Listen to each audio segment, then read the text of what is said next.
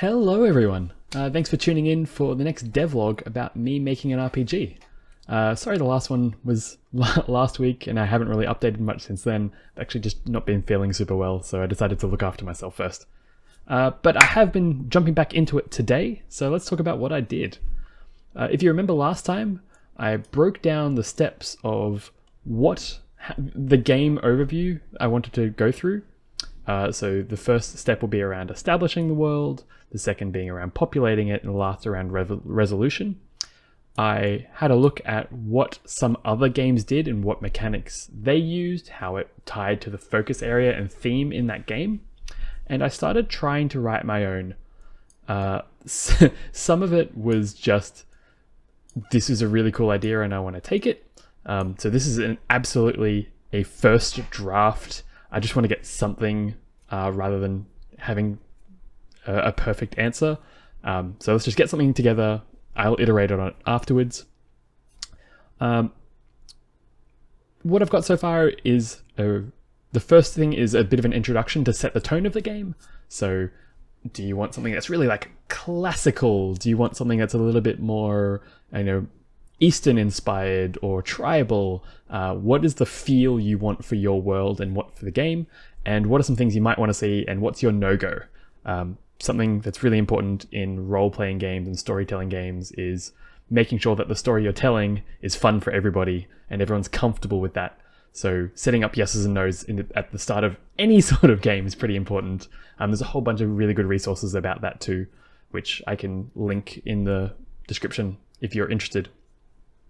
What I wasn't sure about, but I've now penciled in, is if I want to start with a god creation phase to set up some characters so that you can pull them into a story later, rather than inventing a character on the fly for the story. At the moment I'm going with this just because it feels a little bit right. So the idea is picking an archetype like the mother or the creator or something like that. Player one might choose that, and then you'll go around the table fleshing that character out just a little bit, not too much, because they'll be fleshed out in stories as well. So things like, what domain do they represent, or what do they have power over? What's common iconography about them, and how do people worship them? And that just leaves enough of a character silhouette that you could pull them into stories and flesh that out, but you're not completely without any sort of inspiration. And then I started thinking about myths and the, storytelling aspect of the game. And this is where I decided to borrow some of the idea from Companion's Tale. And I don't know if I'll end up keeping this, but I want these features in my game anyway. So at the moment, we're going to have some roles, which is this list of 5 things on the side here. That doesn't mean you need 5 players. We can figure that out later. But I want these aspects as part of every gameplay step. So the first, of course, is the storyteller, one player at the table telling the myth or the story from the voice of the people. What do they believe? What would a bard in the corner of a tavern tell? What would they tell around a fireplace? That kind of stuff. The second player at the table would then take that and voice that from the perspective of the people. So their job is to establish facts around the society and show how that story is reflected in their culture. So things like art, dance, prayers, rituals, songs, slang, all that kind of fun stuff. And it helps establish the day-to-day life and who lives in this society. The third step, which I like but I haven't figured out how to work into it yet, is the idea of the outsider, which is taking that story, how is that interpreted elsewhere in the world or by someone who is not part of your core society that you're building. That could be someone very far away who might hear the story differently or tell the story differently and get different facts involved. Or it might be like a counterculture within your society who might take more empathy for the villain in a myth, for example. I think that's a little bit fun because really world building is about making believable conflict. So I think this is a good step in that direction. And then the last 2 are 2 aspects I've been thinking about for a little while and want to see how that turns out in playtesting. One is the idea of a map maker. So over the course of this game, as you're describing this world and adding landmarks and talking about the society, I want somebody to sit there and start drawing together this map. That's usually a bunch of fun.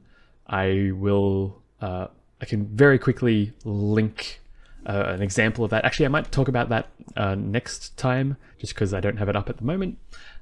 So this idea that you're describing a world and you're slowly getting a visual representation of that, which is super fun. And I wanted to reflect that in the spiritual, mythological aspect as well, with a role I've called the artist. And similar to like a cartographer making a map about real things, I want to take that to, can you put together a one-page tableau of all the stories and myths you created? And looking at some of the historic examples of this, it's things like murals, things like tapestries, the art on ceramics from ancient Greece, for example. So I've called it the mural, and so the idea is you'll have two pieces of paper or two whiteboards or whatever it is. One is a map of this real world slowly building up as you put that together, and another is a mural that you'll slowly also draw or have somebody else draw, which will be the mythological stories and representation of that might exist in this world. So yeah, that's my first pass. My vague idea here is that you may not have 5 people, but each round or a series of prompts, you'll have one player at the table doing each of these, and then you'll rotate that along so that everybody has the chance to try all of them. And then we'll just keep going until we'll just keep going as you establish different parts of the world, like I said before, the people, and have that resolution stage. So there's kind of a loop within a series of loops. My plan tomorrow is I might dig into that drawing part a little bit more, and then see how some of these ideas evolve. I know this is the start of week 3, and I was ideally hoping to try and playtest something in this month. So my goal at the end of this week is having a broad set of rules, not necessarily a whole lot of prompts, that we can test out and see how it goes. Thanks for watching. I'll see you all later.